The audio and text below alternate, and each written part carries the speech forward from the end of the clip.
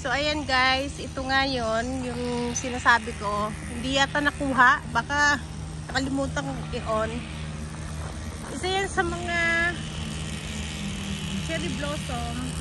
Again, ito yung pwede kang mag-rent dito para kung may mga okasyon, garden wedding, birthdays, anniversaries. Maglalakad-lakad muna kami. Tapos bulaklak, oh.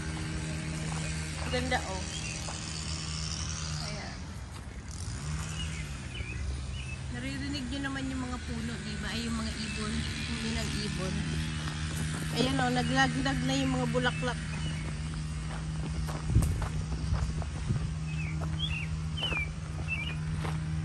Kasi kakakain lang namin ng lunch. So, kailangan namin maglakad para hindi magstay sa katawan namin yung kinain namin.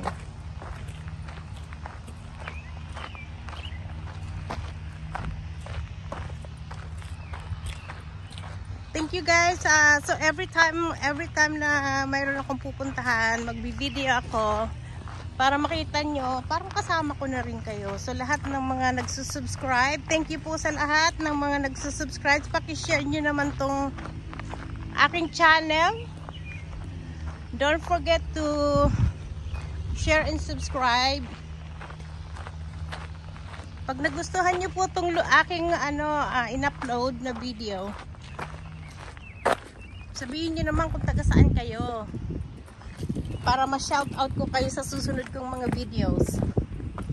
Pag nagustuhan nyo to, ibig sabihin, kung kayo nanonood pa hanggang ngayon, ibig sabihin, nagustuhan nyo tong video ko. And thank you guys. So ayan, nandito na kami sa taas. Sa Lake Washington. Mukha lang siyang dagat, pero lake po siya. Tapos, pwede kang kung gaano kahaba yung field, kalaki, pwede kayong magdala ng inyong higaan, mag-relax.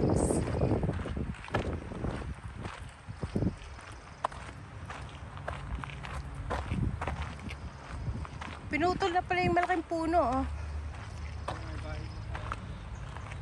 Oh, residential pala yung nandyan sa baba. Ayan, pag napagod, pwedeng umupo.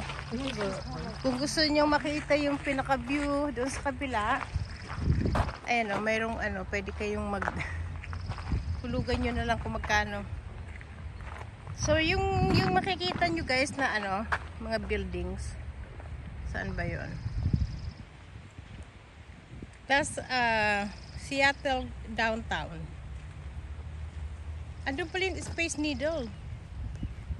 Sa lugar na yun, sa side, hindi lang kita. Ano ba yun? Hindi kita pero kita ko yung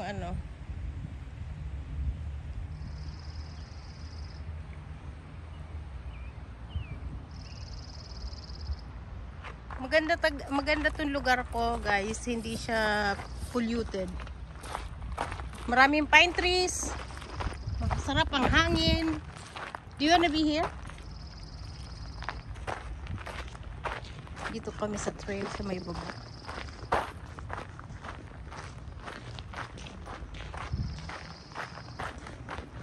Parang hindi masyadong mainit. Ayan.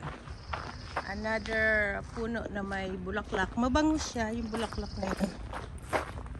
So dito lang kami guys paikot-ikot minsan. So, salamat again. Okay, mag-end na ako dito kasi medyo pareho lang naman yung makikita nyo. Bye.